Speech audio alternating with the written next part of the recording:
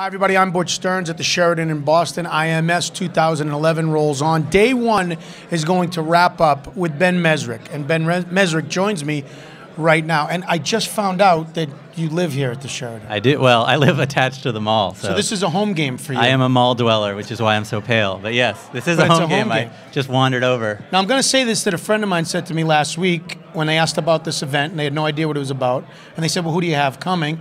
And I told them Ben Mezrich. And they said this, and I take this as the ultimate compliment. They said, you can't go anywhere in Boston that Ben Mezrich isn't doing anything right now. At the opening of an envelope, is that what you're saying? No, forget Steven Tyler. You've now taken over. I get out a lot, I guess. The books have had a Boston kind of a hometown feel to them because both of my big ones took place here, basically. So, yeah, it's been a great kind of situation. I love the city, and I've been here 25 years, and we filmed both movies here. So, yeah, it's been I've been fortunate. Talk about the story for people that don't know it, about your book, Accidental Billionaires, about how they based the movie Social Network around it. Yeah. How did that all come about? Well, I mean, it really was an email out of the blue. Eduardo, he came to me. He was angry at Mark Zuckerberg, and Mark was screwing him out of the company, was what his opinion was, and he wanted to tell his story. So I had already written Bringing Down the House, and the movie 21 was about to come out, so I was kind of a known quantity of a certain type of thriller.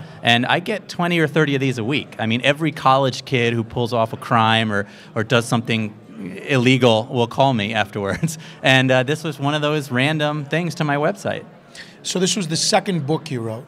No, I've actually written a lot of books. Just no one read the first 6. And then after Bringing Down the House, there was Ugly Americans, Rigged, Busting Vegas, which all did okay. And then Accidental Billionaires was my big one after that. But the 2 movies were Bringing Down the House, 21, and Social Network. Okay, the question I have for you, I mean, I've been a broadcaster my whole life, and we're storytellers. That's what's similar for the two of us.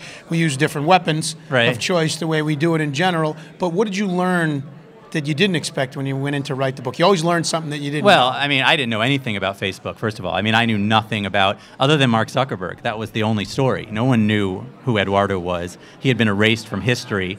So that was all new to me. And, watching a movie like that get made was unbelievably intense. I mean, guys like David Fincher and Aaron Sorkin, it's just a dream as a writer to see them work. So I learned everything on that project. I knew nothing about social media. I didn't know anything. I mean, I used Facebook, but I knew nothing about how it had come about, and it was all new to me. Now, as a writer, no matter what type of story you're telling, if you're in the news business, you always have to check the sources, check the other side. So when Eduardo comes to you, you have this story. It's only one side of the story. Yes. How much of a challenge was it? Well, I mean, it was incredibly challenging, especially because Mark Zuckerberg doesn't like me. And Facebook didn't want me writing the story. So it was tricky. I managed to get to everybody else. So once, the Winklevi, and once you sort of get all the other elements together, you can start checking. And the other thing is the court documents. There was 10,000 pages of court documents. So once you had a hold of that, it was easy.